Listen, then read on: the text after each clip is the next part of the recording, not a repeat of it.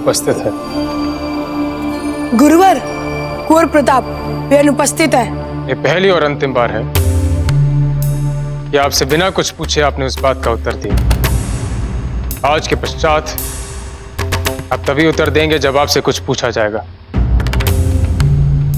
अन्यथा वो दिन इस आश्रम में आपका अंतिम दिन होगा। जी गुरुवर। कार्यकाल आरंभ करने से पहले सभी शिष्य कुछ शब्दों में अपना अपना परिचय देंगे।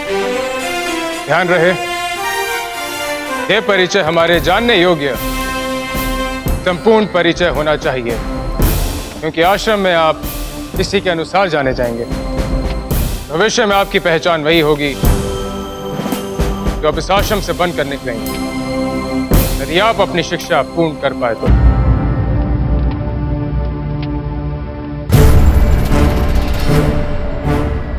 गुरुवर, हमारा नाम विनीदास आचार्य है। हम मेवाड़ के राजवैद्य और आयुर्वेद के प्रचंड पंडित भिस्गाचार्य खेमाजी के पुत्र। दूसरा शिष्य। पर गुरुवर, हमारा परिचय पूरा नहीं हुआ।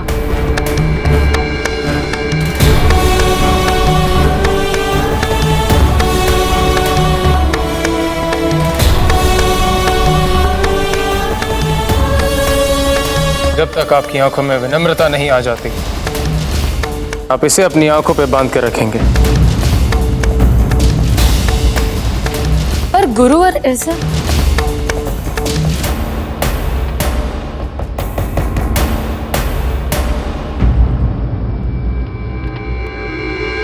सबसे पहले तो परम पूज्य आचार्य जी का इस तुच्छ शिष्य का सादर प्रणाम। हमारा नाम है चक्रपाणि मिश्र। समस्त राजपुताना में संस्कृत और शास्त्रों के ज्ञाता पंडित उग्र मिश्र हमारे परम पूज्य पिताश्री है, और जिनकी वंशावली जो बात एक शब्द में पूरी हो सकती है, उसके लिए दो शब्दों का प्रयोग करना अनुचित है। आप आवश्यकता से ज्यादा बोल चुके।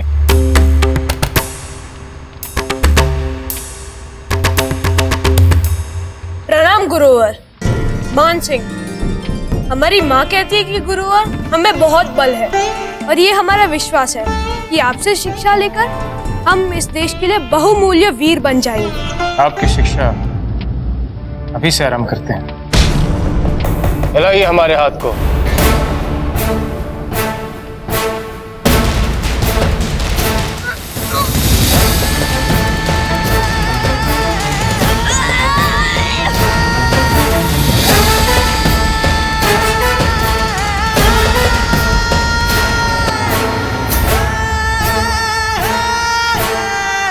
एक सच्चे योद्धा का सर्वश्रेष्ठ गुण उसकी विनम्रता होती है।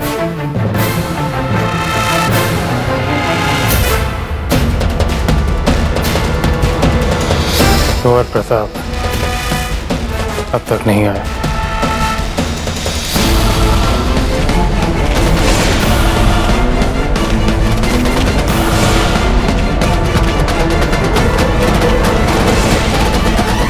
यदि आप अपने परिचय में ये कहना चाहते हैं कि आप मेवाड़ के राणा उदय सिंह के पुत्र शक्ति सिंह हैं, तो आपको परिचय देने की आवश्यकता नहीं। कुछ और कहना चाहते हैं तो आप कह सकते हैं। गुरुवर, हम यहाँ पर एक राजकुमार नहीं, मात्र आपके ऐसे एक तुच्छ शिष्य हैं, जिसके पास ना तो आपसे बात करने योग्य बुद्धि है और ना ही आपको प्रभावित करने योग्य ज्ञान। हम यहाँ पर ऐसी कच्ची मिट्टी की तरह आए हैं, जिसे आपके योग्य हाथ जैसा भी आकार देंगे, हम पूरे समर्पण के साथ वैसा ही आकार ले लेंगे। रात भर रट के आए, प्रभावशाली परिचय। आज का कार्यकाल आरंभ करते हुए आचार्य जी,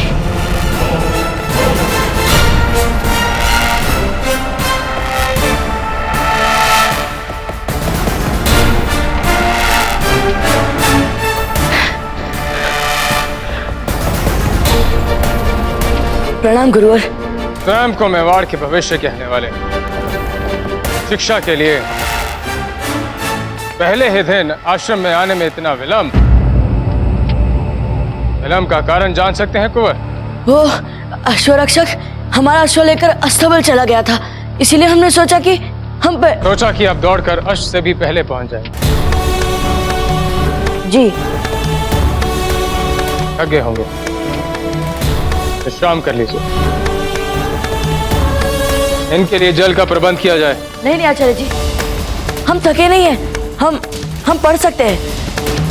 आपके महल से आश्रम की दूरी कम नहीं है। कर लीजिए विश्राम। धन्यवाद गुरुवर।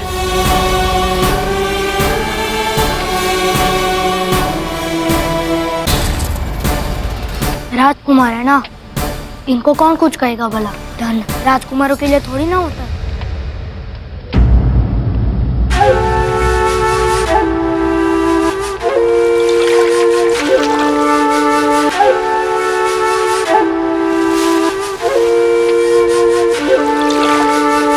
अब सब अपना स्थान ग्रहण करें।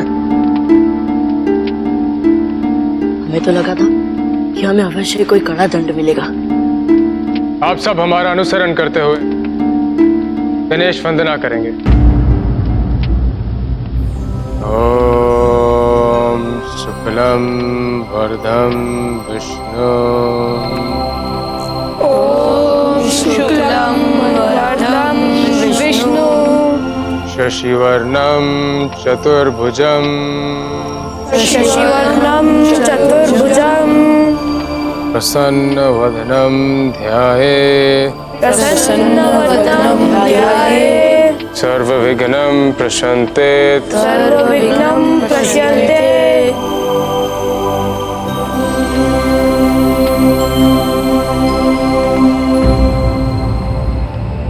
क्या आप में से कोई हमें इस श्लोक का महत्व बताएगा?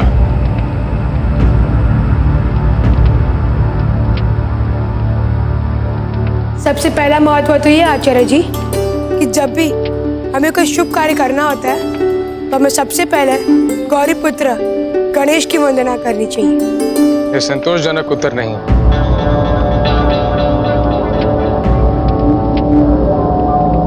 और कोई?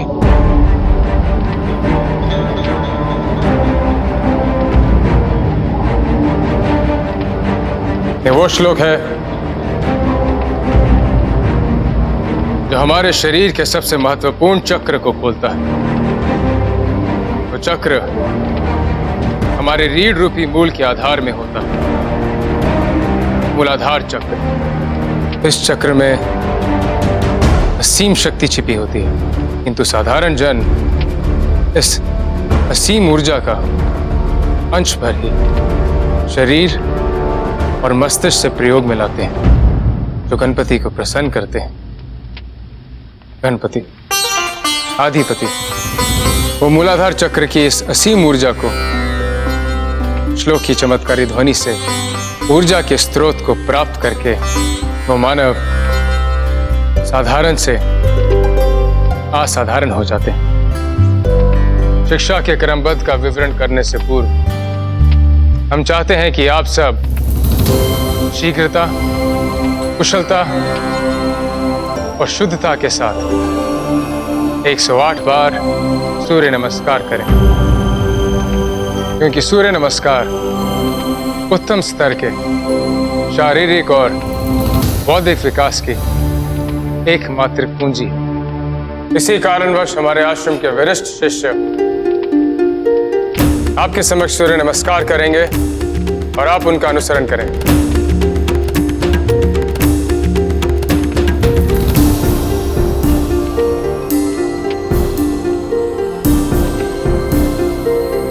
आप नहीं।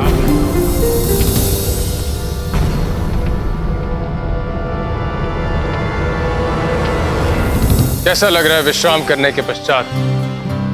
स्वस्थ, सहज? जी गुरुवर, अब आप जैसा कहे हम कर सकते हैं। आपके महल के बाहर एक अति सुंदर वृक्ष है और इस समय उस वृक्ष पर सुंदर सुंदर श्वेत पुष्प लगे हुए हैं। हाँ, उन श्वेत पुष्पों में से भीनी भीनी सुगंध भी आती है। हम चाहते हैं कि आप जाएं और उन पुष्पों को लेके आएं। जी गुरुवर, हम कल आते समय वे श्वेत पुष्प लेकर आएंगे। कल क्यों, आज क्यों नहीं? आश्रम आने में विलंब आपने आज किया है, तो दंड भी तो आपको आज ही मिलना चाहिए। जिस प्रकार आप चलते हुए आश्रम आए थे, उसी प्रकार आप अपने पैरों पे चलते हुए जाएंगे और वैसे ही लौटेंगे भी। अभी जाए गुरुवर? स्वस्थ महसूस कर रहे हैं, सहज महसूस कर रहे हैं, फिर विलंब किस चीज के लिए? आप सभी को तो सूर्य नमस्कार सिखा रहे हैं। इन्हें सूर्य नमस्कार सीखने में अभी समय लगेगा और ये आप पर निर्भर करता है कि आप कितनी शीघ्रता से पुष्प लेके लौटेंगे। परंतु गुरुवर, किंतु परंतु में आप समय व्यर्थ ना करें। ऐसा ना हो कि आपके साथियों के लिए प्रसिद्ध मलाई मंगवाने के लिए आपको तलहटी भेजना पड़े।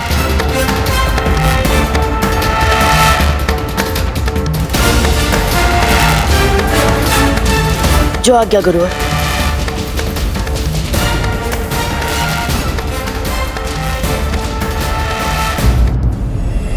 भाईजान, समझ में नहीं आ रहा आखिर हम जा कहाँ रहे हैं? शम्स, तुम्हें वो मेवाड़ी जासूस याद है? जब हम उसका सर कलम कर रहे थे तो मरने से पहले उसके चेहरे पर खौफ नहीं, फक्र था, फक्र। याद है उस वक्त वो क्या कह रहा कि मेवाड़ का मुस्तकबिल प्रताप है, प्रताप। जिस तलवार की धार से उन्होंने तुम्हारे भाई शम्स के सैनिकों को काट डाला था, अफगानी झंडा हटा, उन्होंने मेवाड़ी ध्वज फहराया था। भूल से भी कभी मेवाड़ की तरफ मत देख, नहीं तो प्रताप के तेज से तुम दोनों भाइयों की आंखें जल जाएंगी। कितने यकीन और फख्र के साथ कह रहा था वो ये बात। इसका मतलब प्रताप ही वो खंबा है जिस पर मेवाड़ की रियासत का सारा हाल और मुस्तकबिल टिका है। यही बात तो हम आपको कब से कह रहे हैं भाईजान। हमारे चेहरे और जहन का खौफ बन चुका है प्रताप।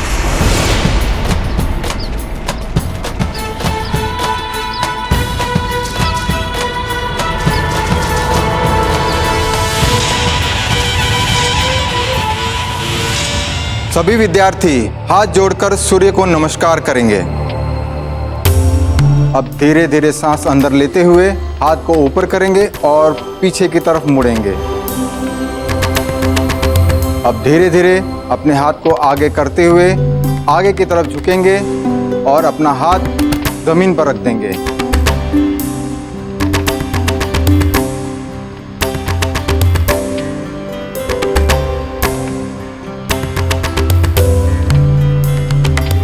और अंत में फिर से सूर्य को नमस्कार कीजिए। ये हुआ आपका सूर्य नमस्कार। इसको हम 108 बार करेंगे।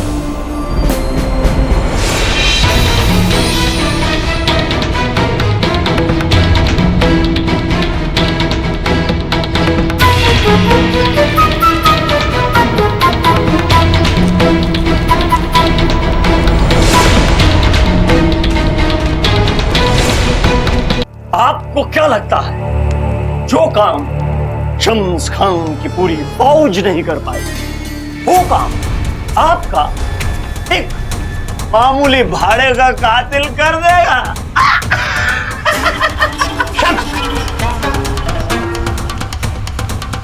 खूंखार रूहें तो कांपती हैं उसके नाम से।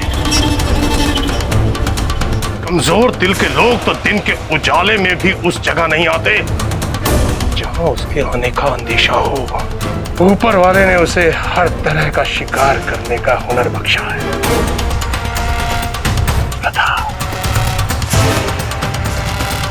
प्रताप जिंदा नहीं बच सकता उसके चंगुल से शम्स।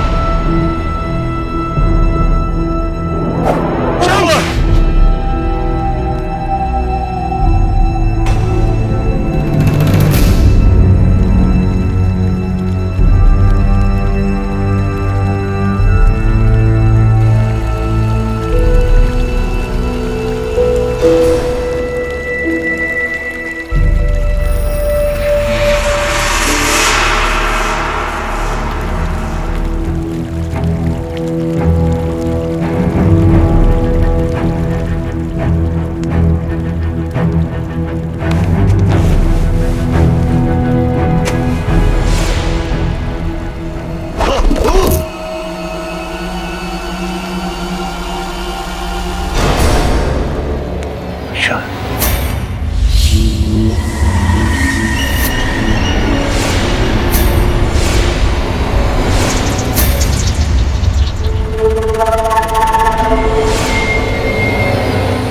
जो हमारा कर्ज था तुम पर, जो कॉल तुमने हमें दिया था, बस वही याद दिलाने आए हैं बशर खान। तुमने हमें जुबान दी थी कि तुम हमारे लिए काम करोगे।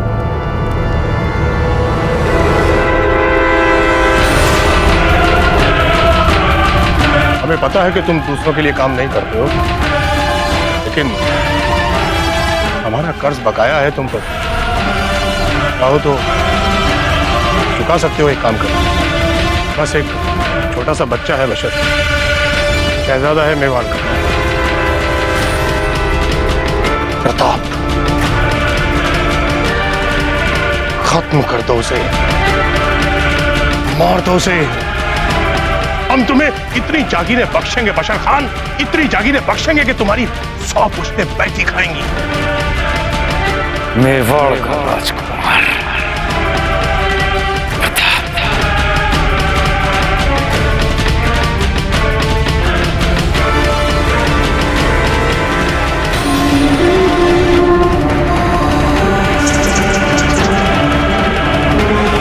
बड़ा दिलचस्प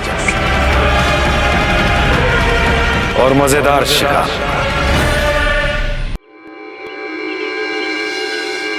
बहुत दुख की बात है कि आप में से कोई भी लक्ष्य के पास तक नहीं पहुंच पाया, विशेषकर इतनी बड़ी बड़ी बातें करने के उपरांत। मान सिंह, आप में तो बहुत बल था, क्या हुआ? चक्रपाणी, आश्रम में प्रवेश करने से पूर्व आप अपने मस्तिष्क के सभी विचार बाहर छोड़ के आएंगे। वेणीदास, आपकी आंखों पर कल भी पट्टी बंधी रहेगी। और शक्ति सिंह, आप परिचय प्रभावशाली,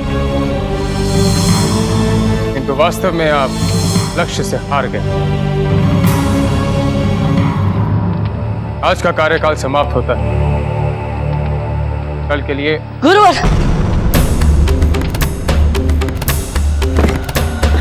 गुरुवर,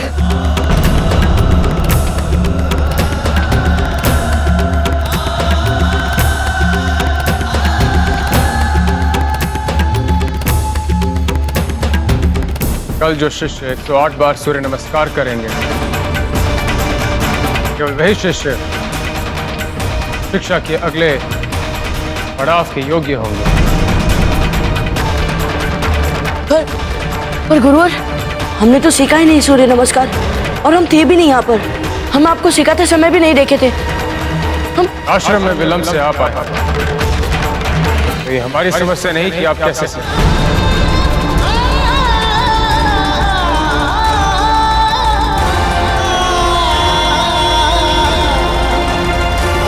प्रिय उदय सिंह जी, बड़े दुख के साथ आपको ये सूचित करना पड़ रहा है कि हम अपने स्वास्थ्य संबंधित कारणों से आपके द्वारा प्रस्तावित राजपूत सभा में भाग नहीं ले पाए। राजपूताना की एकता के लिए आज जो आप प्रयास कर रहे हैं, उन प्रयासों के लिए आपको बूंदी की ओर से बहुत बहुत शुभकामनाएं। सम्मान सहित, बूंदी नरेश। कोई आवश्यकता नहीं अन्य राजाओं के संदेश पढ़ने की।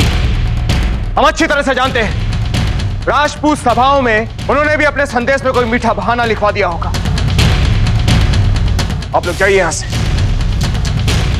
रावत जी, हुक्म। दिल्ली से हमारे गुप्तचर ने शमशेर खान की किसी नई योजना का संदेश भेजा। अभी नहीं होगा। क्यों राजपूताने के राजाओं को सीमाओं पर पड़ता संभावित खतरा दिखाई नहीं दे रहा है? क्यों उनमें से किसी को भी समझ में नहीं आ रहा है कि हमारे हाथ से समय फिसलता जा रहा है?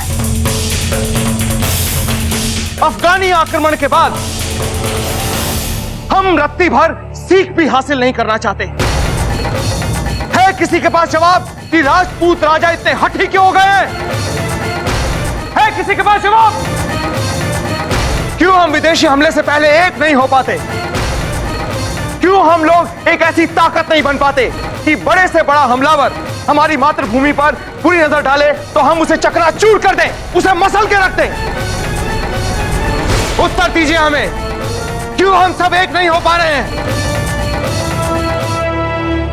क्षमा करें राणा जी, किंतु इन राजपूत राजाओं को केवल एक ही बात एकजुट कर सकती है, और वो है द्विस्तरीय नेतृत्व। ही राणा जी, तभी राजपूत राजा अपने अपने राज्यों पर निरंकुश राज्य करते हुए सबसे शक्तिशाली और सबसे धनवान राज्य को अपना मुखिया स्वीकार करें। तो कौन है जो विरोध करता है? इस समय इन सभी राजपूत राजाओं को ऐसा लगता है कि मेवाड़ इन अफगानों के साथ एक लंबे संघर्ष के पश्चात निर्बल हो चुका है। उन्हें हमारी नियत पर तो भरोसा है, किंतु अब उन सभी राजाओं के मन में हमारे प्रति वो सम्मान नहीं है राणा जी, जिससे वो हमारे इन एकता के प्रयासों से सहमत होकर इस समस्त राजपुताने की एकता हेतु मेवाड़ का नेतृत्व स्वीकार कर सके। तो फिर ठीक है रावत जी, मेवाड़ उनको वही दिखाएगा जो वो देखना चाहते हैं। स्वर्ण काल में मेवाड़ की गौरव गाथाएं जो प्रचलित थी, अब सारा राजपुताना वही देखेगा। हुक्म, हम समझे नहीं आपकी बात।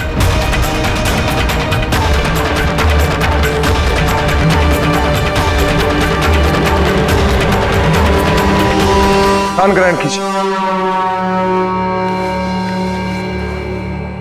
रावत जी, एक बार फिर से लक्ष्मण पहलवान दंगल का आयोजन करवाया जाए। जो कुश्ती सदा से मेवाड़ की पहचान रही है, एक बार फिर से उसी खेल प्रतियोगिता की घोषणा करवाई जाए। जो राजनीति से नहीं हो रहा, खेलों से वही बहुत सहजता से हो जाएगा। हम इस दंगल में भारत के सभी प्रसिद्ध पहलवानों को बुलाएंगे, और जब सभी राजा इस दंगल में हिस्सा लेने आएंगे, तब हम अवसर पाते ही उन सब से एकता की बात कर लेंगे। दंगल के भव्य आयोजन से और बड़े बड़े पुरस्कारों से सभी राजाओं के मन में जो मेवाड़ को लेकर संशय बन चुका है कि मेवाड़ शत्रुओं से युद्ध कर करके निर्धन हो चुका है, हम उसी संशय को मिटा डालेंगे और दिखा देते हैं सारे राजपुताने को कि मेवाड़ केवल शक्तिशाली ही नहीं है, बल्कि उसका राजकोष भी किसी से कम नहीं है। भारमल जी, बोलिए, आपकी राय क्या है? अन्नदाता, राजनीति और कूटनीति के हिसाब से आप जो भी कुछ कह रहे हैं वो सर्वश्रेष्ठ है, परंतु आपकी कल्पना के अनुसार यदि ऐसा आयोजन किया जाए तो राजकोष पर बोझ अधिक बढ़ सकता है। हुकुम। भारमल जी, हम आपकी चिंता और शंका को अच्छी तरह से समझते हैं। यदि इस खेल के आयोजन से हम सभी राजपूत राजाओं में एकता का उद्देश्य हासिल कर लेते हैं, तो देश की सुरक्षा के लिए किया गया यह खर्च हमारी दृष्टि में इसका मूल्य बहुत कम है। हम राणा जी के इस प्रस्ताव से सहमत हैं। हम भी सहमत हैं। तो फिर हमें तत्काल सभी राजपूत राजाओं को राणा जी का यह संदेश भिजवा देंगे। शुभम शीघ्रम। हुकुम। मेवाड़ नरेश की जय हो। दूत आपके लिए आवश्यक सूचना लाया है अन्नदाता। हम उन्हें बाद में देखते हैं, पहले हम कुंवर प्रताप और अन्य राजकुमारों के गुरुकुल के पहले दिन के अनुभव को जानना चाहेंगे। अब हम चलते हैं। किंतु महाराज, वो संदेश दिल्ली से आया है।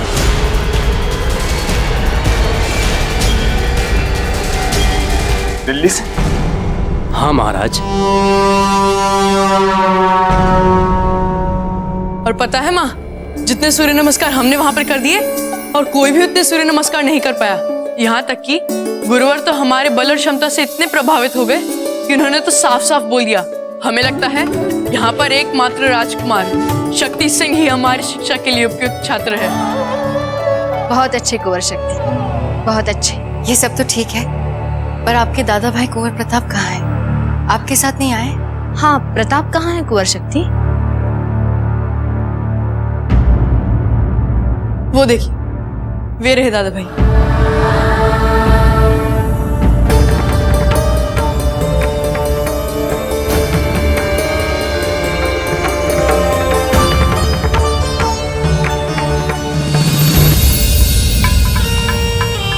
क्या हुआ कुंवर प्रताप? दादा भाई को तो गुरुकुल में पहले ही दिन दंड मिल गया गुरुवर से। सोम, अब हम ठीक है, आप जाइए।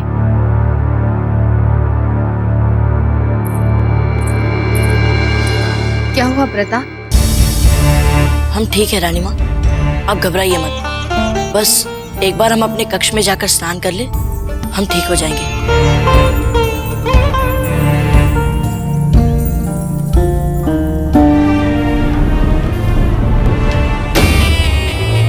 ये कैसी शिक्षा दे रहे हैं गुरुजी? क्या हालत करती है हमारे कुंवर प्रताप की? हम अभी जाके राणा जी से बात करेंगे। कोई आवश्यकता नहीं है ऐसे अपमान। नहीं बेला, हमें प्रताप के शिक्षा दीक्षा के कामों में हस्तक्षेप नहीं करना चाहिए। किस शिष्य को क्या, कैसे और कब सिखाना है, ये गुरुजी से बेहतर भला कौन जान सकता है। क्या करते हैं हम जीजा? कुंवर प्रताप की ऐसी हालत देखकर हमारा तो कलेजा ही मुँह आ गया। आप जैसा कठोर कलेजा नहीं है हमारा। कैसे कुंवर प्रताप ये अपमान सहन करेंगे? हमारे कलेजे को शक्ति भी कुंवर प्रताप से ही मिलती है। हम जानते हैं कुंवर प्रताप में क्षमता है सहन करने की। गुरुकुल की कठिनाइयां वे चुपचाप सह लेंगे।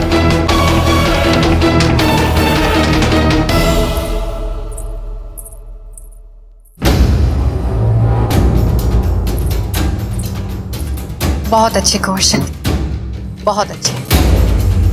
आपने अपनी उपलब्धियों से उन सब का मुंह बंद कर दिया जो आपको हर चीज में कुंवर प्रताप से कम गिनते थे। बहुत अच्छे। कुंवर शक्ति, अपनी छोटी मासा का आभार व्यक्त कीजिए। कितनी अच्छी अच्छी बातें बोल रही हैं आपके लिए। चलिए, हम आपके लिए भोजन की व्यवस्था करते हैं, फिर आप हमें बताइएगा कि वहाँ पे क्या क्या हुआ। चलिए।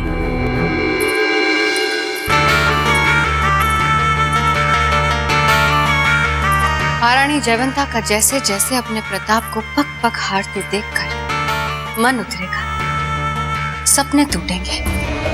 उसी को देख देख कर हमारे कलेजे को ठंडक मिलेगी। आज महारानी जयवंता को बड़ा घमंड है ना प्रताप की सहन शक्ति पर। उन्हें पता भी नहीं है कि कैसे उसी प्रताप की सहन शक्ति को हम बड़े प्यार से समाप्त कर देंगे।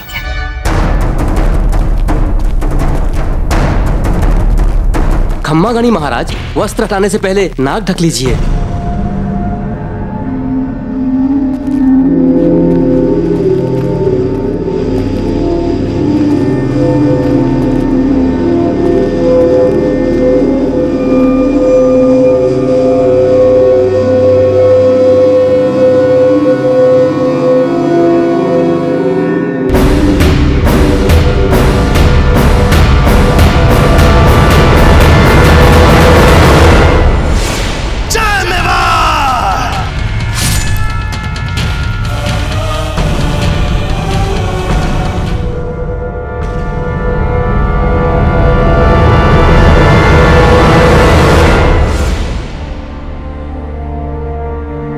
एकलिंग जी,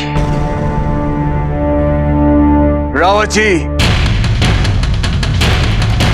हमारे गुप्तचर का कटा हुआ सर भेजकर शम्स खान और शमशेर खान ने हमें चेतावनी दी है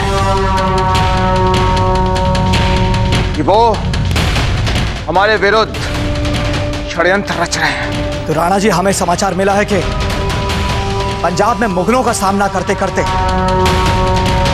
अफगानी शम्स खान और शमशेर खान की सेना बहुत कमजोर हो चुकी और इस समय हमारे साथ खुलकर बड़े पैमाने का युद्ध करने की स्थिति में नहीं है दिल्ली। इसी बात की तो चिंता हो रही है रावत जी। यदि उन्होंने युद्ध का संकेत नहीं भेजा, किस चीज का संकेत भेजा है, तो फिर यह उद्देश्य साफ होने तक हम राजमहल और राज परिवार के सभी सदस्यों की सुरक्षा दुगनी कर देंगे। बहुत जल्द ही उन्हें इस बात का अनुभव हो जाएगा, ये घृणित संदेश भेजकर उन्होंने बहुत बड़ी भूल की है। हुकुम, क्या आप अब भी कुश्ती की प्रतियोगिता रखना चाहेंगे? क्यों नहीं सूरतन सिंह जी, अब तो इसका आयोजन और अधिक भव्यता के साथ किया जाएगा। हमारे शत्रु एक बार फिर से भारत की सीमा पर अतिक्रमण करने के लिए तैयार है। फिर वो शत्रु चाहे मुगल हो या अफगानी, इससे पहले कि हमारे शत्रु हम पर आक्रमण करें, हम सभी राजपूत राजाओं को आपस में हाथ मिलाना होगा। यही इस समय की मांग है। रावत जी, हुक्म, सभी राजपूत राजाओं को इस कुश्ती दंगल का निमंत्रण भेज दिया जाए। अब ये प्रतियोगिता इसी नाग पंचमी को किया जाएगा। जी हुक्म।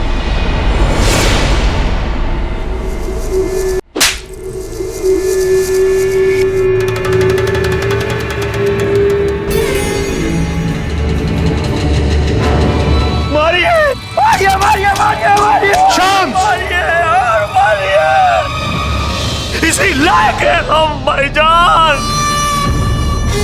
क्या करें हम उदय सिंह को यह पैगाम देने से खुद को रोक नहीं पाए भाईजान कि अगर जंग में एक बार वो हमको हराकर ये सोच रहा है कि हम जंग करने का हौसला हार चुके हैं, तो वह गलत सोच रहा है, गलत सोच रहा है। वो शमशान की शमशीर में आज भी जंग का हौसला है भाईजान। आज भी शम्स खान मेवाड़ को तबाह बर्बाद करने के ख्यालों से दिन रात मुब्तिला है। जलता हूं मैं दिन रात। यही तो कमी है तुम्हारी, कभी तुम दिमाग का इस्तेमाल नहीं करोगे, बस अपने इस खून के उबाल को चीख चीख कर उसकी नुमाइश करते रहोगे। दुश्मन को बार बार जगा करके अपनी मुसीबतें बढ़ाओगे। शम्स, कितनी बार तुम्हें कहा है कि कुछ भी करने से पहले सोचो, 1000 दफा सोचो, लेकिन सोचना तो तुम्हारे मिजाज में ही नहीं है। तुम्हें क्या लगता है, क्या हमारे दिल में यह ख्याल नहीं आया होगा कि उस जासूस का कटा हुआ सर उदय सिंह को भेजा जाए? जैसी शर्मनाक हार तुम्हारी हुई है, क्या हमारे दिल में वलवला नहीं उठता होगा उसका बदला लेने का? हम उस पर अचानक वार करना चाहते थे, लेकिन तुमने वो कटा सर भेजकर हमारी सारी कोशिशों पर पानी फेर दिया। अब वो तैयार हो जाएगा और मजबूत कर लेगा अपने इर्द गिर्द फौजों का घेरा। उदय सिंह दूसरे राजपूतों की तरह नहीं है। दूसरे राजपूत तो जैसे होते हैं वैसे ही दिखते हैं, लेकिन उदय सिंह किसी और ही मिट्टी का बना है। उससे लड़ना है तो ताकत कम और दिमाग का ज्यादा इस्तेमाल करना सीखो शम्स।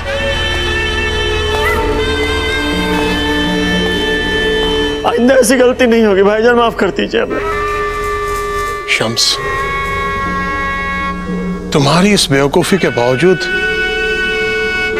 हमें एक बात अच्छी नजर आ रही है। वो क्या भाईजान? वो ये कि उदय सिंह उस कटे सर को देखकर ये सोचेगा कि हम फौज लेकर उससे खुली जंग करने वाले हैं, जबकि वो ये नहीं जानता कि जब वो अपनी फौज को तैयार कर रहा हो, ठीक उसी वक्त हमारे इशारे पर उसकी सबसे बेशकीमती दौलत, उसकी रूह, उसकी जान, उसके प्रताप को हमेशा हमेशा के लिए उससे छीन लेगा हमारा बशर।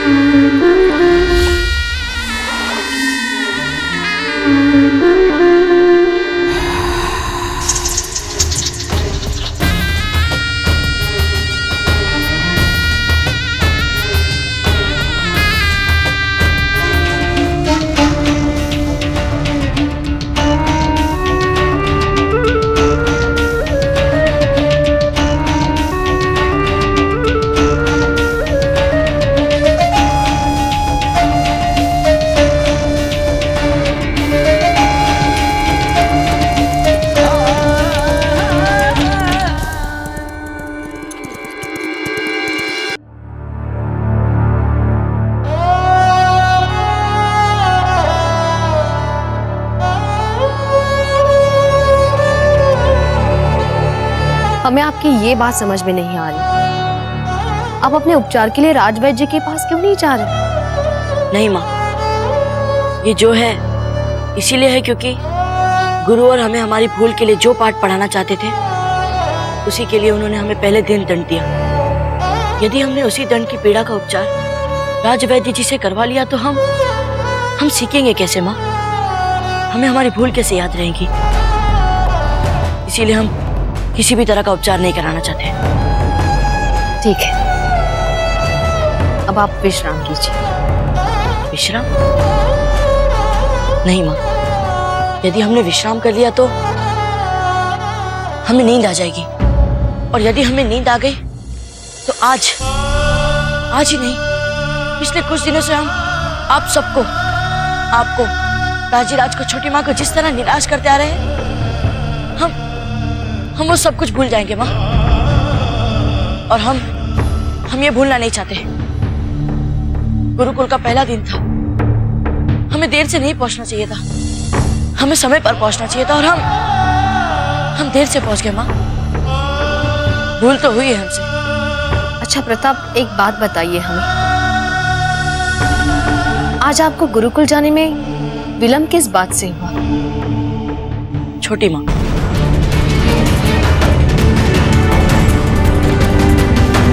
सब हमारी मूर्खता थी माँ।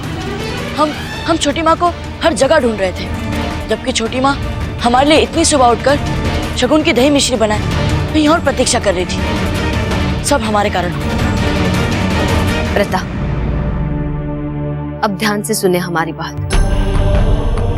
जब राजकुमार का राज्याभिषेक तय होना था, ठीक उस दिन से पहले वाली रात उन्हें 14 वर्षों का वनवास सुनाया गया था। और वन में जब 14 वर्ष पूरे हो रहे थे, एक शक्तिशाली राक्षस उस राजकुमार की पत्नी को कुटिया से उड़ाकर ले जाता है। पर वो राजकुमार हिम्मत नहीं हारता। वो वन में वानर सेना एकत्रित करता है, उस राक्षस से युद्ध लड़ता है, उससे जीतता है और अपनी पत्नी को उस राक्षस के चंगुल से मुक्त करवाता है। रानी माँ, आप हमें ये राजा राम की कहानी सुना रही है ना? हाँ प्रताप, हम आपको आपके ही पूर्वज मर्यादा पुरुषोत्तम राजा राम की कथा याद दिला रहे हैं, जो कभी किसी परिस्थिति में दिग्भ्रमित नहीं हुए थे, जिन्होंने कभी किसी षड्यंत्र के आगे झुककर हार नहीं मानी थी।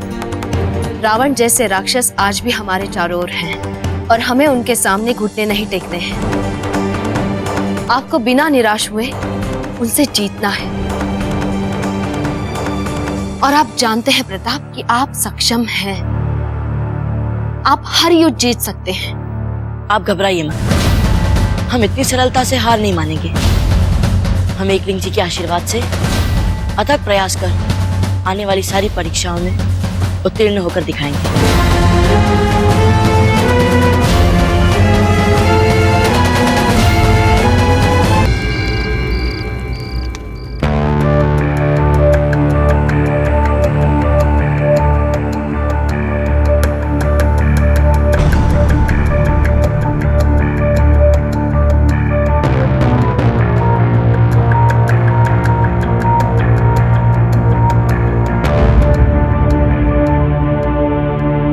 रुक क्यों गए भाई शक्ति? करिए ना, आपको करते देख हम भी सीख लेंगे सूर्य नमस्कार। ठीक है दादा भाई, सीख लीजिए हमसे सूर्य नमस्कार। इससे ज्यादा क्या होगा? गुरुवर हमें भी दंड दे देंगे इस अपराध के लिए, पर आपके लिए हम सह लेंगे। सीख लीजिए हमसे।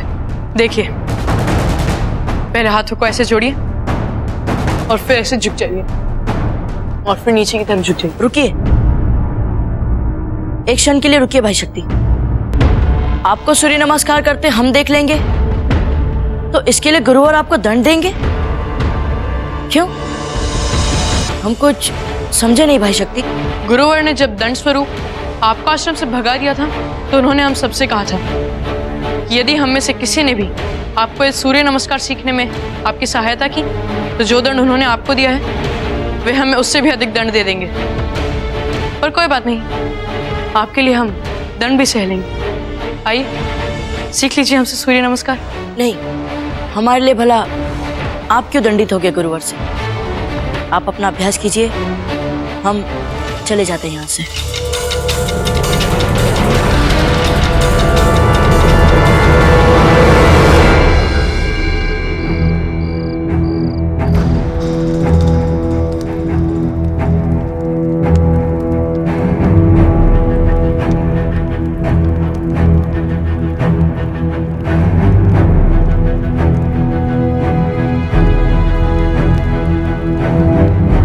बाबूजी राज, यहाँ तो ऐसा लग रहा है कि सब लोग सो चुके हैं। कोई इतनी जल्दी कैसे सो सकता है?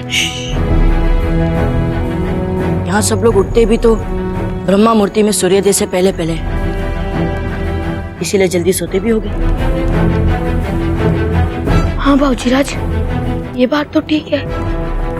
बाबूजी राज, मुझे थोड़ा डर लग रहा है। यहाँ कोई नींद से उठ गया और उसने हमें देख लिया तो? सोम, अब हम क्या करें? सूर्य नमस्कार सीखने का हमारे पास और कोई विकल्प भी तो नहीं है। और आप घबराइए मत, हमें लगता है कि यहाँ सब बहुत गहरी नींद में हो गए। चलिए। पर बाबूजी राज, केवल हथेलियों और पैरों के निशान देखकर कैसे सीखेंगे आप सही पद्धति वाला सूर्य नमस्कार? सीखने का प्रयास तो करना ही होगा ना सोम।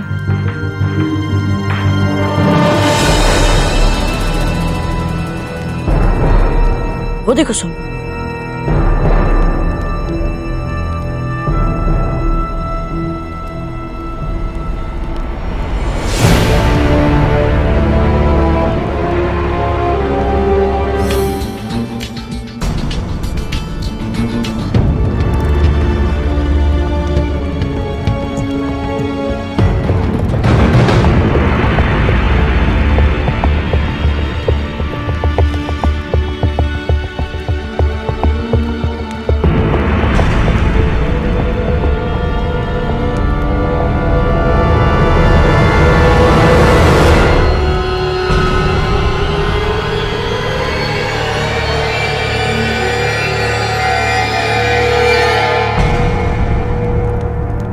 यदि आप हमारे आश्रम को अपने महल का विस्तार अंश समझते हैं तो यह आपकी भूल है। यह हमारा आश्रम है, आपका महल नहीं। इसकी अपनी गरिमा है, नियम है, मर्यादा है, जिसका सभी पालन करते हैं। यदि कोई शिष्य दिन का अभ्यास ना सीख सके तो उसका अर्थ यह नहीं कि वो रात के अंधेरे में आके यहाँ पे अभ्यास करेगा। क्षमा करें गुरुवर, हम बस आपको निराश नहीं करना चाहते थे। कल आप हमें निराश कर चुके हैं। हमारा मन तो चाहता है कि इसी समय हम राणा उदय सिंह के पास जाएं और उनसे कहें कि आपके पुत्र ने हमारे आश्रम के नियमों का उल्लंघन किया। नहीं गुरुवर, यदि आपने ऐसा किया तो हमारे दाजीराज दंड देकर आपके आश्रम से निकलवा देंगे। हमें उस बात से प्रसन्नता होगी।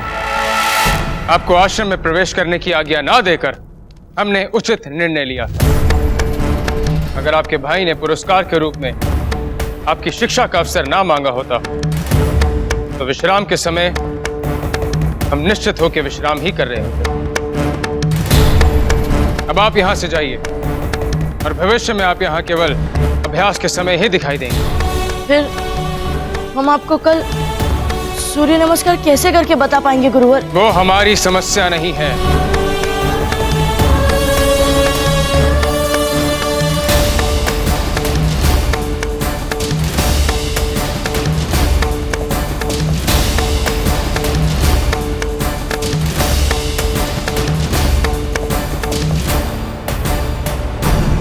गुरुदेव, आपको नहीं लगता आप इस लड़के पर कुछ अधिक ही कठोरता दिखा रहे हैं? आप हमारे साथ काफी समय से हैं। आपको इस बात का बोध होना चाहिए कि हमसे प्रश्न करके आपने इस आश्रम की मर्यादा का उल्लंघन किया। हम किसे शिक्षा देते हैं, क्या शिक्षा देते हैं, किस प्रकार की शिक्षा देते हैं, कैसा व्यवहार करते हैं, उस बारे में प्रश्न करके आपने हमारे कार्य में हस्तक्षेप किया और इसकी आज्ञा हमने किसी को नहीं दी। जी गुरुवर। आश्रम के लिए कुश्ती शिक्षक की खोज में क्या प्रगति हुई है? कुछ को बुलाया था आज, पर वो इतने योग्य नहीं निकले, इसलिए मैंने उन्हें आपके सम्मुख नहीं लाया।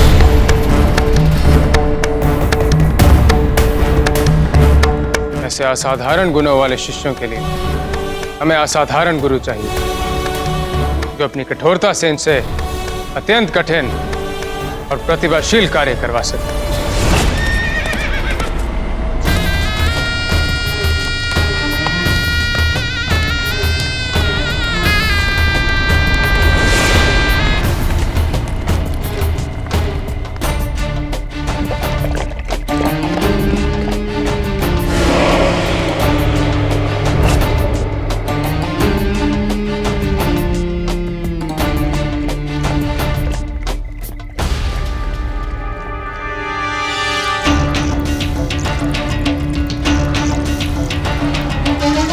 नए लगते हो, यहाँ के तो नहीं दिखते।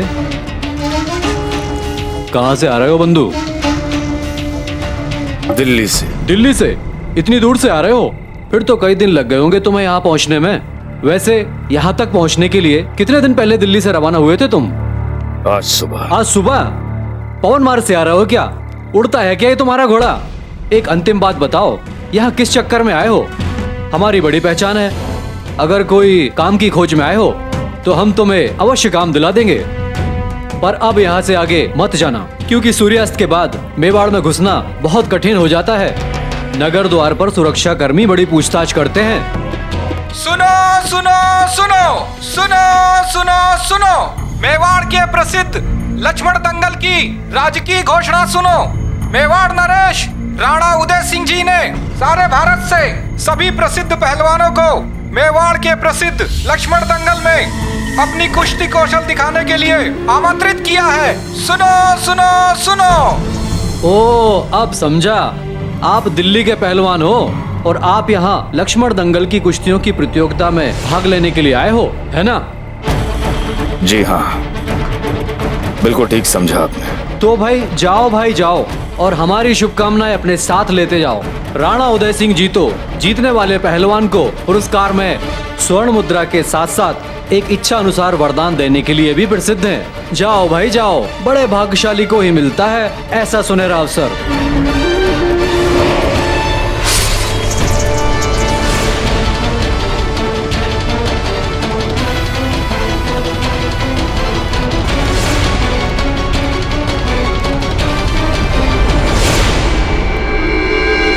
हमें पूरा विश्वास है कि लक्ष्मण दंगल की घोषणा के बाद बहुत से अवांछित व्यक्ति इसमें भाग लेने के बहाने मेवाड़ की सीमाओं में घुसने का प्रयास करेंगे।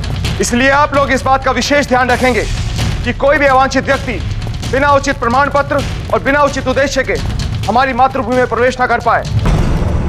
आप सब लोग समझ गए होंगे हम क्या कह रहे हैं। हुकुम। जय मेवाड़। जय मेवाड़।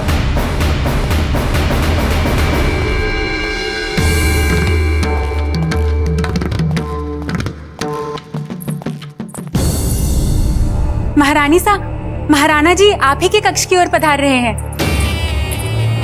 सच? ये लो, इसे तुम रखो। महारानी साहब, इतना बहुमूल्य पुरस्कार। क्षमा कीजिए, हमने तो आपको सिर्फ एक छोटी सी सूचना दी थी। हमने कहा ना तुम इसे रख।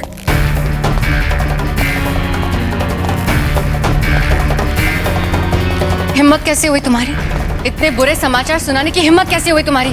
क्या सोचा तुमने? इतनी अशुभनीय बातें सुना सकती हो तुम हमें? कहना क्या चाहती हो? हमारे कुंवर प्रताप में कोई गुण नहीं है? हमारे कुंवर प्रताप में कुछ भी करने का सामर्थ्य नहीं है? माया, ले जाओ इस मुंहजोर दासी को और बंद कर दो काल कोठरी में। जाओ। आज के बाद प्रताप के खिलाफ कोई कुछ नहीं बोलेगा, चाहे फिर वो कोई भी क्यों ना हो। हीरबाई जी शांत हो जाइए। क्या हुआ? किसी ने कुछ कह दिया क्या? देखिए ना राणा जी, ऐसी कृतज्ञ प्रजा है हमारी, हमें तो अपने आप पे विश्वास ही नहीं हो रहा। अगर हुआ क्या बताइए तो। बस छोटी सी भूल। माना कि छोटी छोटी भूल तो हर किसी से होती है। हमारे प्रताप से तो छोटी भूल क्या हो गई, प्रजा तो ये भी भूल गई कि बस कुछ ही दिनों पहले कितनी सहायता की थी हमारे प्रताप ने मेवाड़ की। हीरबाई जी, आप कहना क्या चाहती हैं? मेवाड़ के लोग बातें बना रहे राणा जी, कह रहे हैं कि कुंवर प्रताप गुरुकुल में तक कुछ नहीं कर पा रहे। हमने तो ये भी सुना है राणा जी कि पहले ही दिन आचार्य राघवेंद्र जी ने कुंवर प्रताप को दंडित कर दिया। हमें और कुछ तो नहीं पता, पर ऐसा क्या कर दिया कुंवर प्रताप ने पहले ही दिन वहां? जानते हैं आप, दासी बता रही थी हमें, वहां बस्ती में लोग बातें बना रहे हैं कि सिर्फ राणा जी हैं जिन्हें कुंवर प्रताप में मेवाड़ का भावी राजा दिखता है, जबकि सारे गुण कुंवर शक्ति दिखा रहे हैं। हमारा तो जी करता है राणा जी कि हम स्वयं बस्ती में जाकर उन सारे लोगों की जीवा खींच लें जो हमारे कुंवर प्रताप के विरुद्ध बोल रहे हैं। कुछ भी हो राणा जी, हम कुंवर प्रताप के विरुद्ध कुछ नहीं सुन सकते।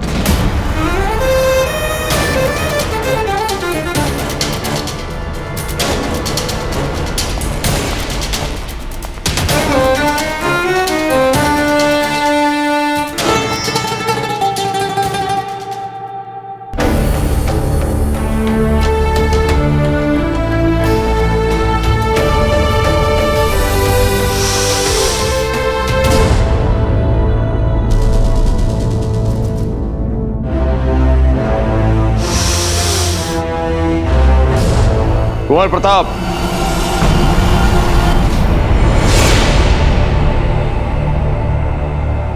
आप श्वास ले रहे हैं या छोड़ रहे हैं? हम श्वास ले रहे हैं।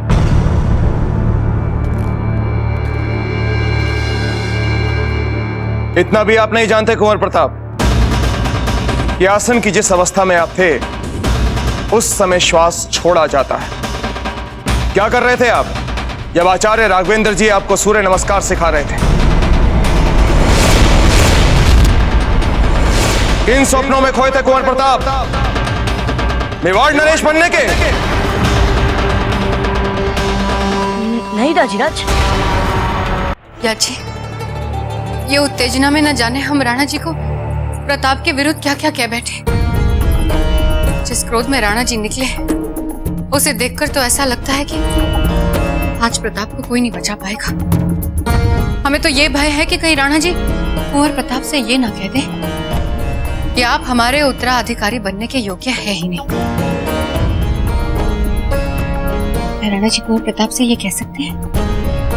बोलिए ना। मुझे नहीं मालूम रानी साहब। तुम्हें इन सब बातों के बारे में क्या मालूम? हम पता लगाते हैं।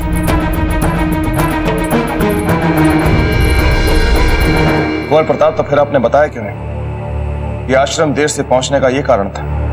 दाजीराज, गुरुवर व्यस्त थे औरों में और वे हमसे अप्रसन्न भी थे, और बीच में बोलकर हम उनका अनादर भी नहीं करना चाहते थे। हम जानते हैं कुंवर प्रताप कि आप और चाहे कुछ भी कर लें लेकिन झूठ नहीं बोल सकते, और आपके इसी गुण की वजह से आज हम स्वयं आपको सूर्य नमस्कार सिखाएंगे ताकि कल आप आश्रम में जाकर अपने गुरु का खोया विश्वास अर्जित कर सके। लेकिन ध्यान रहे कुंवर प्रताप, यह पहली और अंतिम बार है जब आपके गुरुकुल की शिक्षा में आपकी सहायता कर रहे हैं। नहीं दाजीराज, यदि आपको हमारी सहायता करने में अपने धर्म से समझौता करना पड़ रहा है तो फिर मत कीजिए हमारी सहायता। हमें वहां जो भी दंड मिलेगा हम उसे चुपचाप स्वीकार कर लेंगे। कुंवर प्रताप,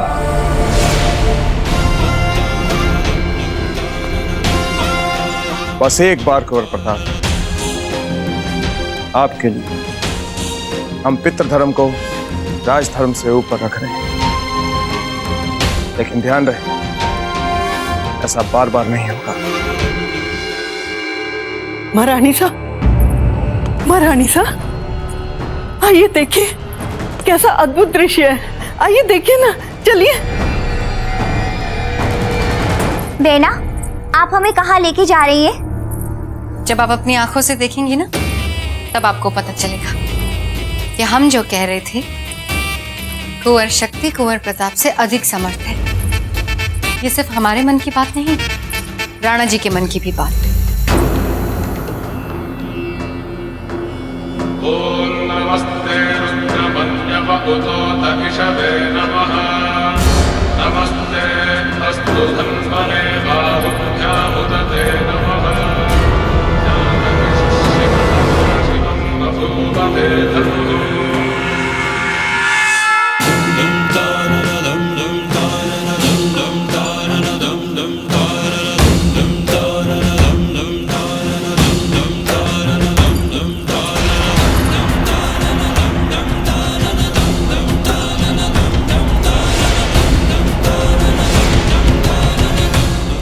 बैना,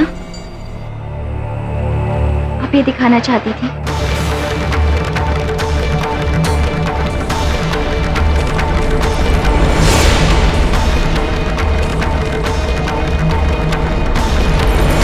ना,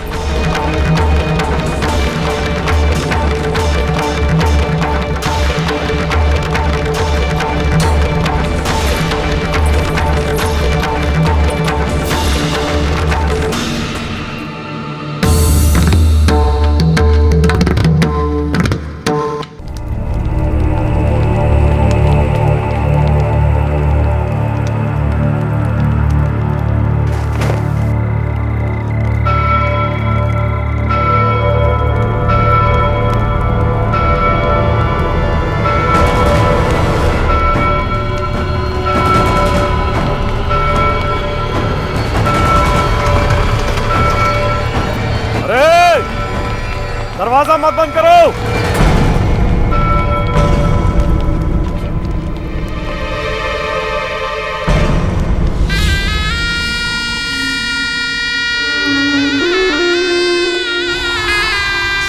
हम जानते हैं हमें आने में देर हो गई है, कृपया करके हमें नगर में जाने दीजिए।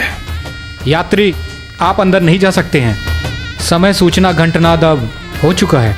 आप अब कल सुबह आइए। आपसे गुजारिश है, हम बहुत थक चुके हैं। हम नगर में जाकर किसी भी सराय में आराम करना चाहते हैं और हम बीमार भी हैं। लेकिन आपको तलाशी तो देनी ही पड़ेगी।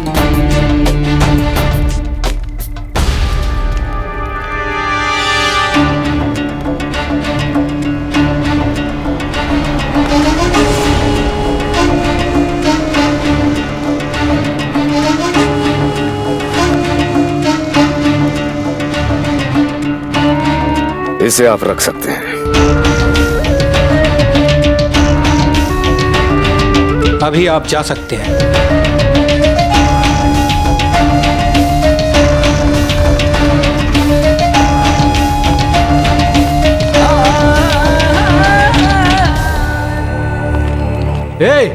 रुको, क्या है उस थैले में? कुछ नहीं है, हमें जाने दो बंधु। जब कुछ नहीं इसमें तो दिखाते क्यों नहीं? तो आकर खुद ही देख लो।